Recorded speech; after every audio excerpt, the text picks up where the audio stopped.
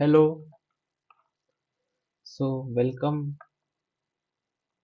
to my channel again.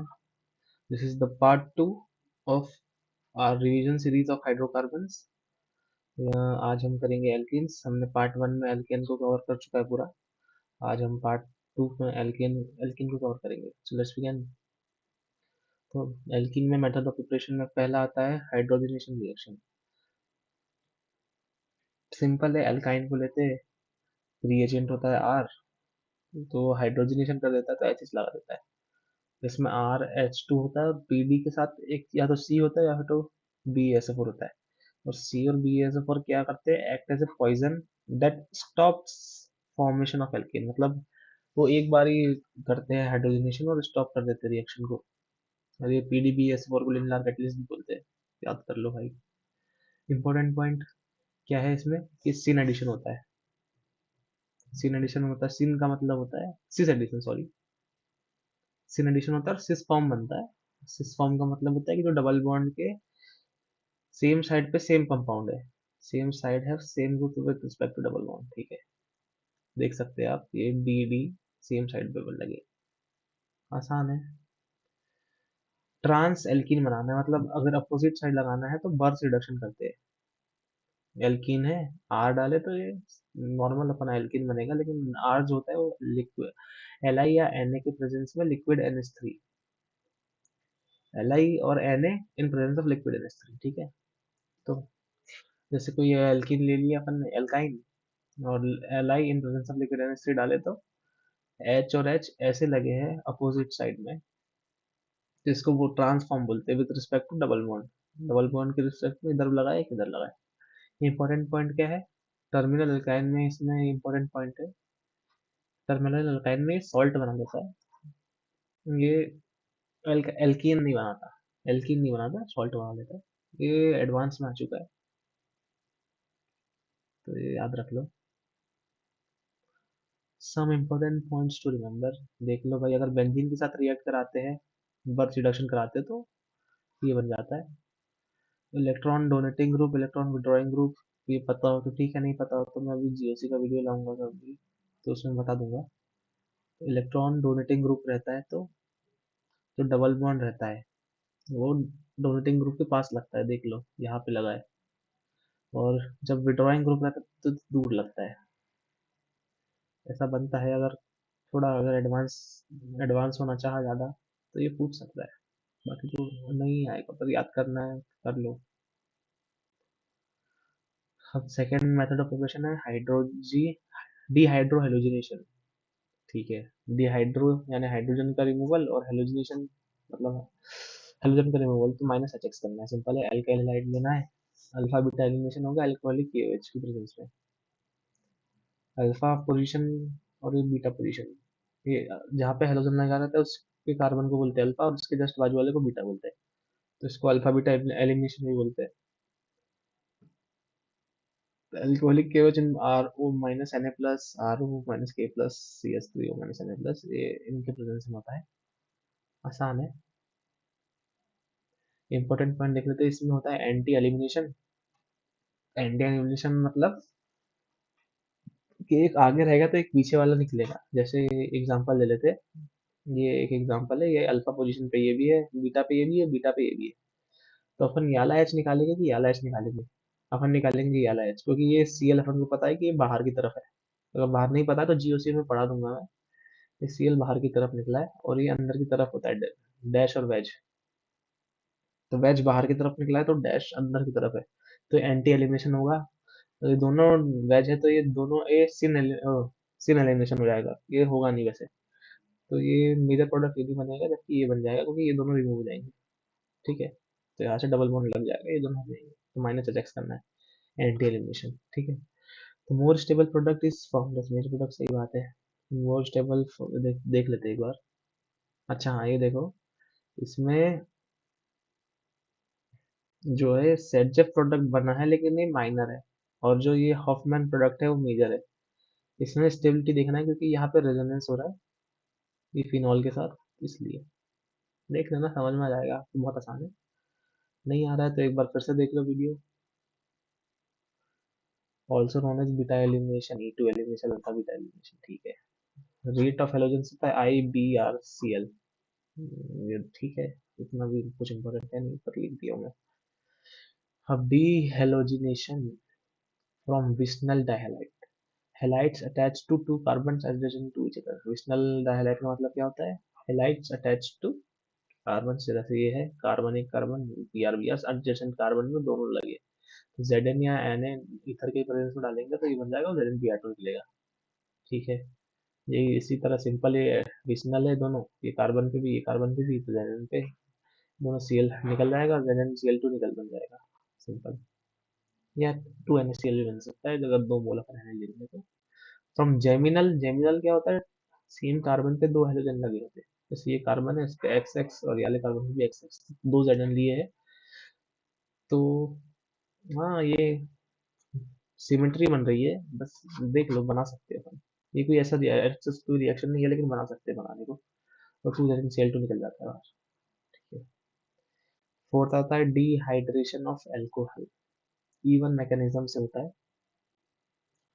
Alcohol को एक reagent की प्रेजेंस में डालते हैं तो एल्कीन बनता है। कौन सा रिएजेंट होता है वो? H प्लस, और हीट कर देते हैं। कॉन्सेंट्रेटेड H2SO4 या H3PO4 भी हो सकता है।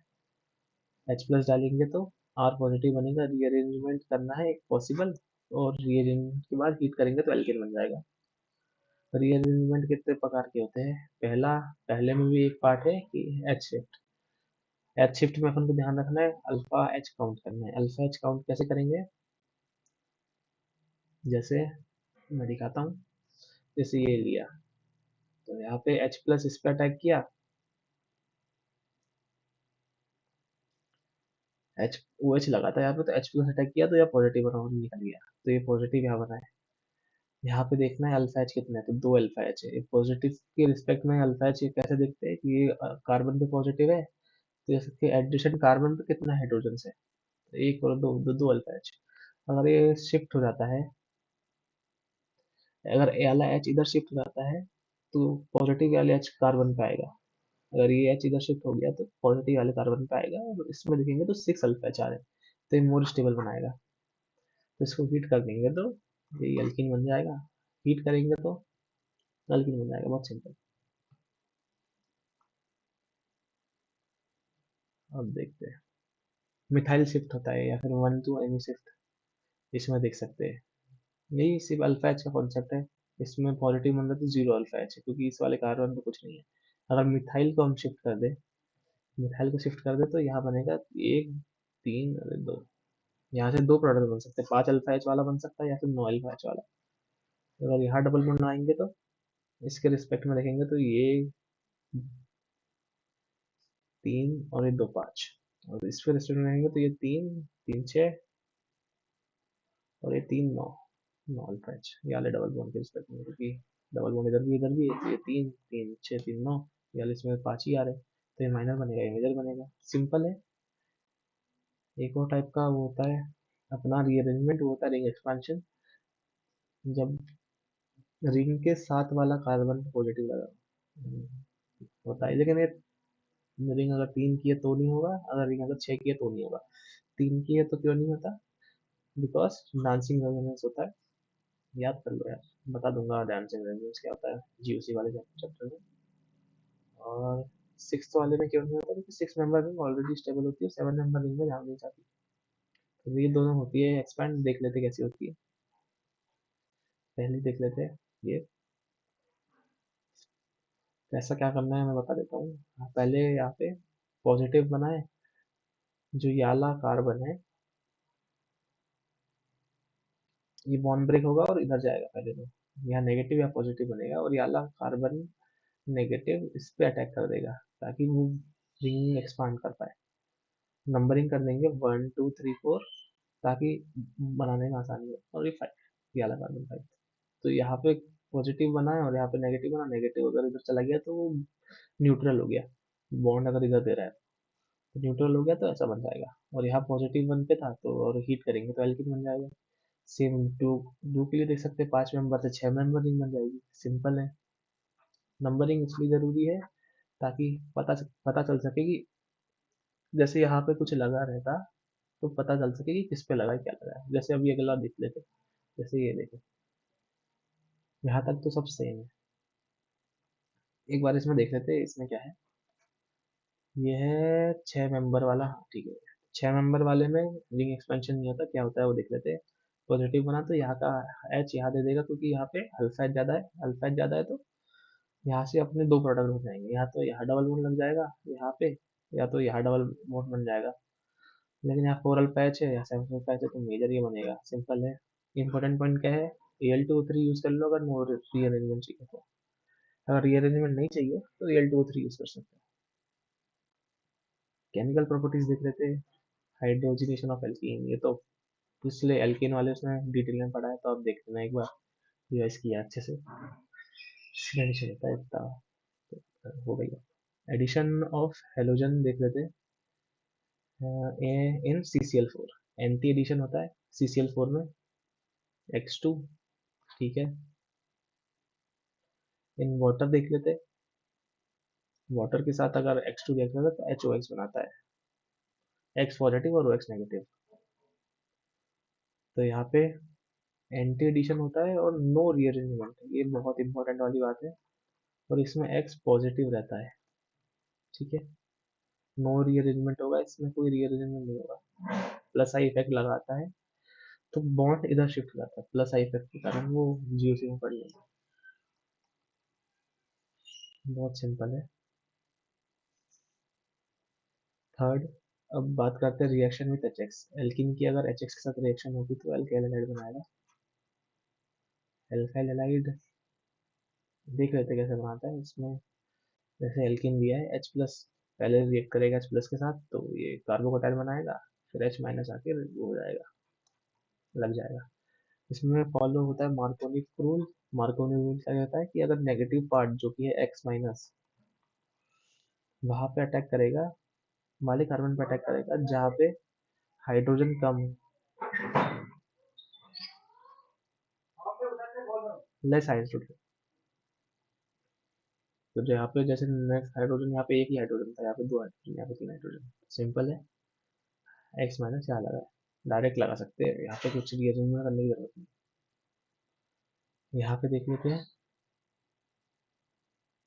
हाँ ये क्वेश्चन देख लेते हैं। यहाँ कार्बो का टाइम बना है और ये रिंग के जस्ट पास वाले उसमें बना है, तो रिंग एक्सप्रेशन में आएगा। यहाँ पे नंबरिंग हिस्ट्री जरूरी थी, क्योंकि हमें पता नहीं था कि कौन से वाले पे मिथाइल लगाना है एक्स्ट्रा, तो वहाँ पे लगा दिया हमने, और यहाँ पे Cl लगा दिया, सिंपल है।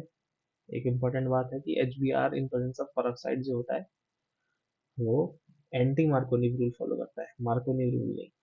एंटी मार्कोनी क्या, नेगेटिव पार्ट ऑफ वहाँ पे अटैच होगा जहाँ कार्बन में हाइड्रोजन जाता होंगे, सिंपल है, उल्टा। और इसको खराश इफेक्ट भी बोलते हैं। पेरोक्साइड जो NCERT में दिया है और जे मेंस में भी आ चुका है वो है C6H5CO होल प्राइस O2। ये अगर दिया है तो पेरोक्साइड है ये HBr के प्रेजेंस में, डर मत जाना कोई। Addition of water. Addition of water in alkene क्या होता है, डाइल्यूट H2SO4 रिएजेंट दिया हो या फिर डायरेक्ट वाटर ही दिया हो H प्लस के साथ तो कर सकते हैं। इसमें पहले H प्लस आएगा, फिर कार्बोकैटायन बनेगा, रिएजेंट कर लो अल्फा H के हिसाब से, फिर OH माइनस लगा दो, सीधा सिंपल सा है। जो ज़्यादा स्टेबल कार्बोकैटायन होगा उसमें OH माइनस लगा देगा। अगर कॉन्सेंट्रेटेड H2SO4 है तो H प्लस और OSO3H बन जाएगा माइनस, ये दोनों लग जाएंगे, OH माइनस की जगह OSO3H लगाएगा, ठीक है। Addition of OH group, hydro hydroxylation देख लेते हैं। OH ग्रुप का एडिशन करना है तो सीन एडिशन करना है तो रिएजेंट्स क्या है, एंटी एडिशन करना है तो रिएजेंट्स क्या है देख लेते हैं। डायल्यूट KMnO4 DS रिएजेंट बोलते हैं, या OSO4 अगर सीन एडिशन करना है तो। और RCO3H H2O के प्रेजेंस में, या HCO3H एंटी एडिशन करना है तो आगे उसमें देख लेते हैं। जैसे ये एल्किन दिया है, अगर बेयर्स रिएजेंट में डायल्यूट KMnO4 होगा तो OH सीन लग जाएंगे, OH साथ में लगेंगे, और एंटी लगाएंगे तो ऐसे लग जाएंगे एंटी में RCO3H और H2O के प्रेजेंस में। इस KMnO4 और H प्लस और पोटेशियम क्रोमेट ऑक्साइड प्रेजेंट है तो कीटोन और एसिड बनेंगे, ना कि एल्कोहल, ठीक है। जैसे ये KMnO4 in presence of H plus है तो OH दोनों बॉन्ड तोड़ देगा, एक बॉन्ड नहीं तोड़ेगा, दोनों ही तोड़ देगा, इतना स्ट्रांग है वो। तो दोनों में OH लगा देगा, और कार्बन हेट करता है कि अगर दो OH लगी उस पर, तो माइनर वाटर को रिमूव कर देगा उससे। जैसे ही वाटर रिमूव होगा, यहाँ पे जैसे रिमूव हुआ, तो ये बन जाएगा अपना एल्डिहाइड। सिंपल है। अब बात करते हैं ओजोनोलिसिस। अच्छा है, इससे क्वेश्चन आते हैं काफी। रिडक्टिव और ऑक्सीडेटिव दो टाइप के होते हैं। रिएजेंट होता है O3CCl4Zn या O3CCl4ZnH2O, या फिर O3CCl4Me2S। यहाँ पे रिएजेंट होते हैं O3CCl4H2O या O3CCl4H2O2, या फिर KMnO4H+ या हॉट KMnO4 भी होता है। अब ऑक्सीडेटिव में, रिडक्टिव में ये होता है। ओजोनोलिसिस पहले अगर बात करें तो रिडक्टिव की, तो रिडक्टिव में डायरेक्ट अपन को बॉन्ड तोड़ना है और डबल बॉन्ड को डबल बॉन्ड को लगा देना है। ऑक्सीडेटिव में क्या करना है, जो हाइड्रोजन में है उनमें भी OH लग जाएंगे। तो जैसे यहाँ पे डबल बॉन्ड हो, तो रिडक्टिव में जैसे तोड़ा है वैसा तो तोड़ना ही है डबल बॉन्ड हो। यहाँ जैसे अपन ने तोड़ा है, यहाँ पे O दे दी, यहाँ पे O दे दी, लेकिन ऑक्सीडेटिव में यहाँ पे OH में भी देना है, HH में भी O बीच में लगा देना है। ये ट्रिक है, लगा दोगे तो जैसे कार्बन पे अपना वो दो OH टिकता नहीं है, लेकिन यहाँ पे एक और OH है, तो CO2 रिमूव हो जाएगा और H2O आ जाएगा। ये CO2 ऐसा रिमूव नहीं हुआ होगा, ऐसा रिमूव होगा, ये वाटर रिमूव होगा ऐसे, -H2O, तो CO2 + H2O बन गया होगा। ठीक है, मैकेनिज्म देख लेते हैं। एल्कीन है, O3 है, O3 का ऐसा होता है, तो ये याद कर लो, उतना कुछ वो नहीं है, लेकिन ठीक है। रिवीजन सीरीज इसलिए मैं कुछ ज़्यादा बता नहीं रहा हूँ इसमें, याद कर लो। ओजोनॉइड बनता है, ऐसा ही ऐसा होता है स्ट्रक्चर उसका। फिर इसको Zn और H2 से डाल देते हैं, तो एल्डिहाइड और फॉर्मल्डिहाइड बनता है। इसका नाम फॉर्मल्डिहाइड होता है, HCOH। ठीक है, सम इंपॉर्टेंट रिएक्शन देख लेते हैं। हाइड्रोबोरेशन ऑक्सीडेशन रिएजेंट क्या होता है, B2H6THF और H2O2, और ये OH-। THF होता है टेट्राहाइड्रोफ्यूरॉन। ये बस एक वो होता है कुछ, मतलब इसका कोई काम नहीं होता, मतलब ये B2H6 को कुछ वो करने के लिए होता है, ताकि B2H6 अच्छे से यूज होता है। ऐसा कुछ उसका वो नहीं है, सिग्निफिकेंस नहीं है। तो जैसे एल्कीन है, B2H6 के साथ रिएक्ट करेंगे तो ये OH लगा देते हैं, सिंपल है। OH लगाने वाली रिएक्शन है ये दोनों, लेकिन इसमें OH और H, यहाँ पे H लगा देंगे, यहाँ पे H लगाया ना, और यहाँ पे OH लगा देंगे। इसमें इंपॉर्टेंट पॉइंट है, H जो आता है वो B2H6 से आता है, और OH जो आता है वो H2O2 से आता है। एंटी मोनोक्लोनिक रूल फॉलो होता है और सीन एडिशन होता है। ये इम्पोर्टेंट क्यों है, मैंने बताया कि H जो B2H6 से आता है और OH H2O2 से आता है, क्योंकि मैकेनिज्म इसका पता ना हो तो ये रट लेना चाहिए। मेरा सजेशन तो यही है। जैसे क्वेश्चन आया कि B2D2, जो ड्यूटेरियम है हाइड्रोजन का आइसोटोप, अगर उसके साथ रिएक्शन कर दिए, तो या OH की जगह OD लगा दिया हमने, तो ये गलत हो जाएगा, क्योंकि जो OH का H है वो B2H6 से नहीं आता, वो H2O2 से आता है। तो ये याद रख लो। तो यहाँ D यहाँ लगेगा, लेकिन OH नॉर्मल नहीं लगेगा। सेम विथ ये ऑक्सीमर्क्यूरेशन डीमर्क्यूरेशन OMDM। तो स्टेप 1 ऑक्सीमर्क्यूरेशन, तो ये बन जाता है, इसमें बनता है नॉन क्लासिक कार्बोकैटायन। ये GOC में पढ़ेंगे, याद कर लो कि नॉन क्लासिक है, क्योंकि ये ट्रायंगुलर कार्बोकैटायन बन रहा है, तो इतना वो नहीं है। तो HgOAC में डाला तो कार्बोकैटायन बना, फिर वाटर डाल दिए, उसके बाद ये OH इधर बना, और ये HgOAC एक इधर लग गया। डीमर्क्यूरेशन होता है NaBH4 की प्रेजेंस में, और H लग जाता है यहाँ पे और OH यहाँ पे। इसमें इंपॉर्टेंट पॉइंट क्या है OMDM में, देख लेते हैं। मार्कोनी रूल फॉलो होता है, सबसे पहली बात। सेकेंड, एंटी एडिशन होता है। Third, H comes from NaBH4 and OH comes from H2। ये भी इंपॉर्टेंट है दोनों, सारे इंपॉर्टेंट है एक्चुअली। चलो अब अगला बात करते हैं डाइन्स। डाइन्स क्या होता है, compounds containing two double bonds. Cumulated diene मतलब double bond at adjacent carbon, double bond. Conjugated diene, double bond present at alternate position पे, यहाँ पे डबल बॉन्ड, फिर एक गैप, फिर double bond. Isolated, double bond is separated by two और more carbon atoms. CH2 double bond यहाँ पे single single फिर डबल, दो या दो से ज़्यादा भी हो सकते हैं। स्टेबिलिटी की बात करें तो कॉन्जुगेटेड फिर आइसोलेटेड फिर क्यूमुलेटेड। ठीक है। एडिशन रिएक्शन और 1,2-डाइब्यूटीन, ये थोड़ा सा पढ़ लो, आ सकता है इस एडवांस में। Cl2 का रिएक्शन करेंगे तो एडिशन एडिशन कराएंगे तो या 1,2 हो सकता है या 1,4 हो सकता है। वही सिमिलर टू दैट HX का भी कराएंगे तो 1,2 हो सकता है या 1,4 हो सकता है। मैकेनिज्म देख लेते हैं। अगर रेजोनेंस होता है तो 1,4 एडिशन होगा, अगर रेजोनेंस नहीं होता तो 1,2 एडिशन होगा। जैसे रेजोनेंस यहाँ से ये आ गया, रेजोनेंस हुआ, यहाँ कार्बोकैटायन आया, कार्बोकैटायन आया तो यहाँ पे 1,4 बनेगा। सिंपल है। अगर रेजोनेंस नहीं होता यही कार्बोकैटायन तो यहाँ सी लग जाएगा और यहाँ लग जाएगा, 1,2 एडिशन होता है। इसमें इंपॉर्टेंट पॉइंट ये है कि thermodynamically 1,4 addition is favourable and kinetically 1,2 addition is favourable. ठीक है, ये चल नहीं रहा है यार। ठीक, तो शायद यही तक था बस। और आखिरी में वही है यार, थैंक यू कहना चाहता हूँ आपको देखने के लिए। अगर पूरा देखा होगा तो बहुत बढ़िया है। सब्सक्राइब कर दो,